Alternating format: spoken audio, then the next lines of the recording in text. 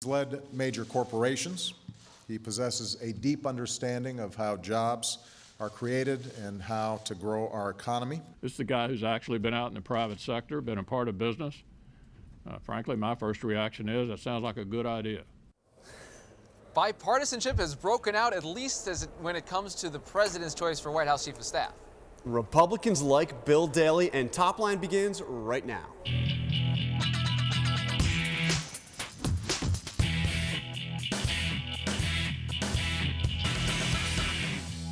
Hello and welcome to ABC's Top Line. I'm Rick Klein. And I'm Jonathan Carl.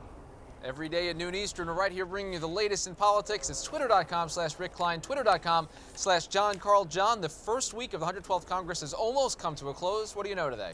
Well, we're starting with new rule. The Republicans are out and moving their very first major piece of legislation, and it is called, Rick, and I want to read this to get it exactly correct. It's called Repealing the Job-Killing Health Care Law Act. Pithy title, but that they're moving forward, following up on a campaign promise. But Democrats, Rick, are already crying foul, saying the Republicans, with the way they are doing this, are violating two of their promises. Yeah, just two off the bat. One is that adding to the deficit, the Congressional Budget Office says it's going to cost $240 billion over the 10 years to repeal this. Republicans say they don't buy it. The other thing is the speed with which they're moving this to the floor. Mr. Cantor, the new majority leader, just said on the House floor that the American people have in essence spoken on this already, so you don't need the regular hearing process. But it was a pledge that we don't hear so much about today. Next up today, the do-over. A little bit of an embarrassment from the initial hours of the new Congress. It turns out that two members of Congress, Congressman Pete Sessions and Congressman Mike Fitzpatrick, had something else to go to at the time of the actual swearing in. This is them, though, pretending to do a swearing in while it was all on television at the time. They had to redo it all yesterday on the House floor, and there's a lot of procedural wranglings now going on to try to figure out what you do with the fact that they actually voted on some amendments, even filed some bills when they technically weren't members of Congress. And Rick, if you go to your Constitution, which I know you always have handy, Article 6 will say that, in fact, members do need to take that oath of office. So they're going to have to basically nullify the votes that they took. A little bit of an embarrassment, not exactly a major issue here, but certainly a little bit of an embarrassment going in. Next up, not scared. Tim Pawlenty, in an interview with Terry Moran on ABC's Nightline tonight, says that basically, let's go to the exact quote about Sarah Palin. He says, "I don't think it's fair to say people are afraid of her."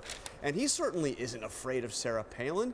But take a look at something here, Rick. This is pretty remarkable. Two images. Tim Pawlenty is out with a new book. Look at his cover image and compare it to the cover image of Sarah Palin's book. You can see Pawlenty doesn't have any clouds, but we both are into red shirts, and the titles are remarkably similar. So there you go. He's not afraid. That's right. He's not afraid because his is an American story. Hers is an American life. So we Right. know that there's definitely different spheres of the universe that are being occupied by the two of them. And finally today, Rudy Redux. The New York Post is reporting in its page 6 column that Rudy Giuliani is getting his old gang back together. The presidential campaign gang from 2008. He has regathered that group to try to explore a 2012 presidential run. Of course, we remember the historic and historically successful presidential run from a few years ago, and why not bring the whole team back?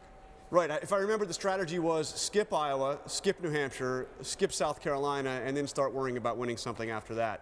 It didn't work out too well for Rudy Giuliani. But, Rick, on a serious note, I think what this points up is just how wide open this field is. Right. I mean, Rudy Giuliani, there was no indication he was thinking about another run just 6 months or a year ago. But looking at the field, there is no clear front runner.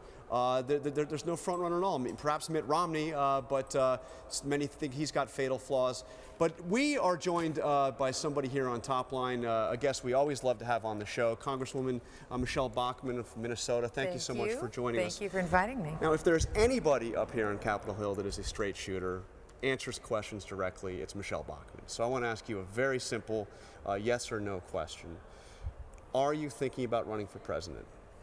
I am going to Iowa. There's your answer. I'm going to Iowa. We'll take that as a yes, Rick. But is this something you'll look at, you'll consider looking forward, possibly making a run? I mean, no, you're not going to make a decision now, but right, when you think about it? Well, let me just tell you, the reason why I'm going to Iowa, I think what I've been seeing is that the focus has been on the personality. Who will be the nominee for 2012? Frankly, I think that'll be boring quickly to spend 2 years looking at the identity. I think we're far better off if over the next year we can can make the case why Obama should not have a second term and why we need a courageous constitutional conservative as our nominee and what their agenda will be moving forward. That's what I want to talk about in Iowa.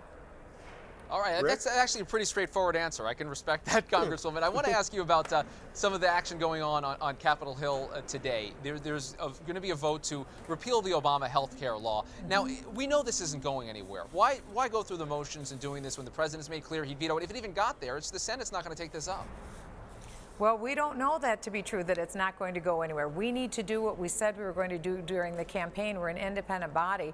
And so today we voted on 2 procedural questions, the previous question and the rule to repeal Obamacare. Next Wednesday, you will see the House of Representatives repeal Obamacare.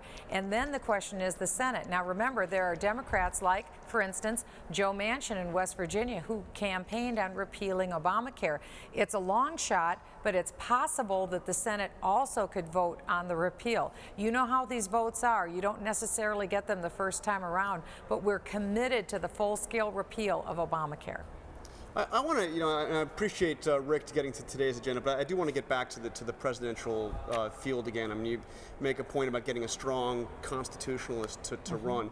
How do you assess the field that's out there so far? I mean, do you agree that there just doesn't seem to be a front runner? It seems to be as wide open as any Republican nomination fight we've ever seen. I think we're going to have a deep bench, and I think that we're just not even at the starting gate yet because who's announced after all? Right. Not one person is announced. So we aren't even at the starting gate. But what I want to do is be a part of the conversation where I want to help set the table for what the issues will be that we focus on in 2012.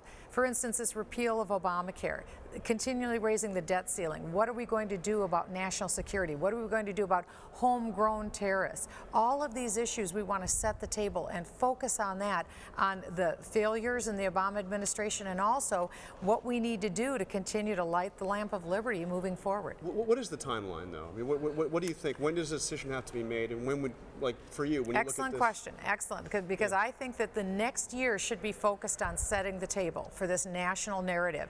I think about 12 months from now, when we're about a year out or so from the presidential, at that point, I think our nominee will just naturally bubble up to the surface. If we're talking about the issues that people care about, then I think it will be up to the nominees to listen to the grassroots. How very different than rather from the top down, the people told who their candidate is. Instead, have the grassroots from the bottom up talk about what's important to them, what issues they want to see in their nominee. Then the nominees will have to vie for the people's backing. I think that's positive. 12 months from now, that's just going to be weeks before the Iowa caucuses. You think you could go that long without making a decision and still potentially run for the nomination? Oh, I do. I think that I think that among all of the people who are interested, I think they will have already been going out and being a part of this conversation. But I'm just encouraging all of us to have the focus be on the conversation as opposed to on individual people, on personal ambition. It really needs to be about who has the best message for taking the country forward. That'll be positive. That'll be exciting. And then I think the individual nominees will have an entire year to make their case to the American people. Now, I want to ask you, you are now going to be a new member of the Intelligence Committee in Yes. the House. One thing that we've seen in the counterterrorism area is an incredible increase under the Obama administration in drone strikes in Pakistan and Al-Qaeda and other terrorist targets.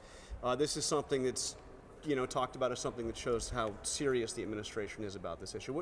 How do you assess those strikes in Pakistan and the increase we've seen under the Obama administration? Well, I've been very concerned about weaknesses in our national security, and I do sit on the Intelligence Committee, and therefore I really can't comment on this because of the classified nature of the information. Okay. I want to ask you something. Speaker Boehner just had an interview yesterday where he was asked what he would cut specifically from the budget. He said he didn't have anything off the top of his head. I'm curious, asking you the same question. What would you cut from the budget? $100 billion has been the promise right now. What can you go in right now and say, this has got to go? That's a great question, and all of us should have an answer to this. My staff and I sat down, we've looked at the federal budget, and just in our first swipe across the budget, so to speak, we've come up with about $450 billion worth of cuts. They aren't painless, they do require sacrifice, but it's from every level, from commerce to agriculture to defense. You name the area of the budget, we've gone in to look at it, because I don't like the idea of just across the board cuts, because if there are people getting oxygen masks to stay alive, I don't want to cut that budget. But on the other hand, if there's money set aside for trips for bureaucrats to go and have a retreat somewhere, that's something that we can cut. So we're trying to be picking and choosing with priorities, and we've come up with about $450 billion. Remember also that President Obama increased discretionary spending 25% just in the first 2 years he was in office. He increased the size of the federal payroll by 10%.